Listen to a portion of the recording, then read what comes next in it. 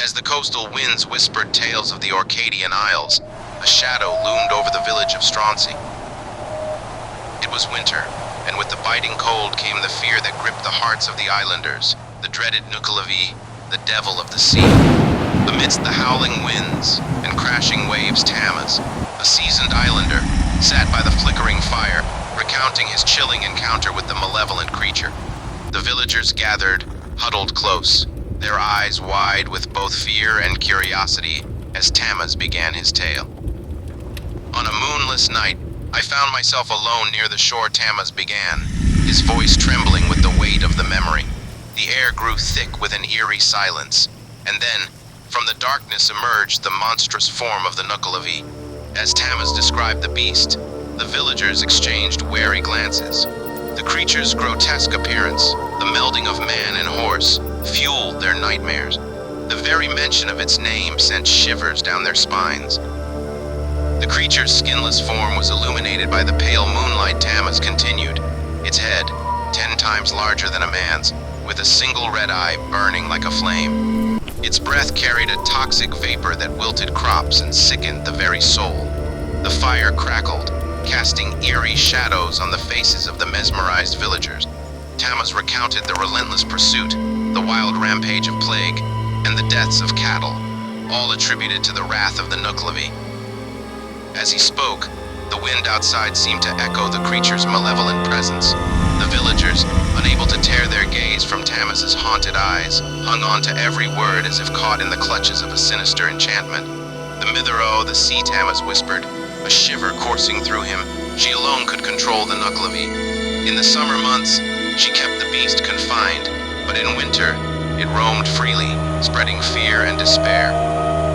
Outside, the villagers could swear they heard the distant neighing of a monstrous steed and the haunting wail of the sea. The atmosphere in the room thickened with a tangible sense of dread. Suddenly, the wind picked up, rain battering against the windows. The villagers exchanged knowing glances, for they understood the Nuku'alovi's aversion to fresh water. In that moment, the narrative took an unexpected turn.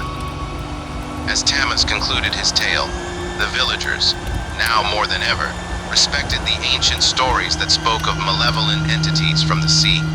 The Nuku'alovi's legacy lingered in their minds, a reminder that some horrors, once unleashed, could not easily be forgotten. The fire flickered, casting dancing shadows on the walls, and the villagers sat in silent contemplation, haunted by the spectral presence of a creature that lurked in the depths of both myth and reality. The village of Stronsey fell into a hushed lull as Tammuz finished his tale. The wind outside howled in symphony with the echoes of the Nuku'alovi's horror that lingered in the room. The fire's dying embers cast eerie shadows, mimicking the dance of the mythical creature he had described. In the uneasy quiet, a daring voice broke through the tension.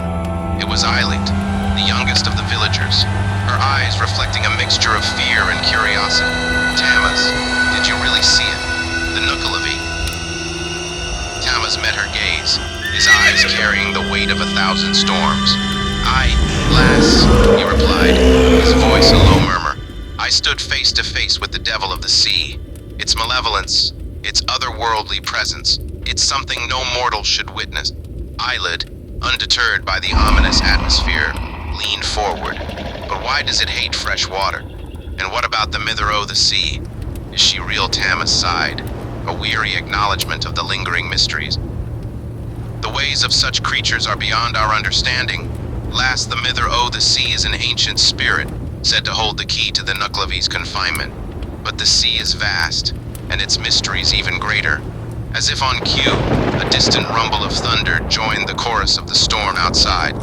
The villagers exchanged nervous glances, aware that the Nuku'alovi remained a potent force in their collective psyche, a force entwined with the very fabric of their island existence.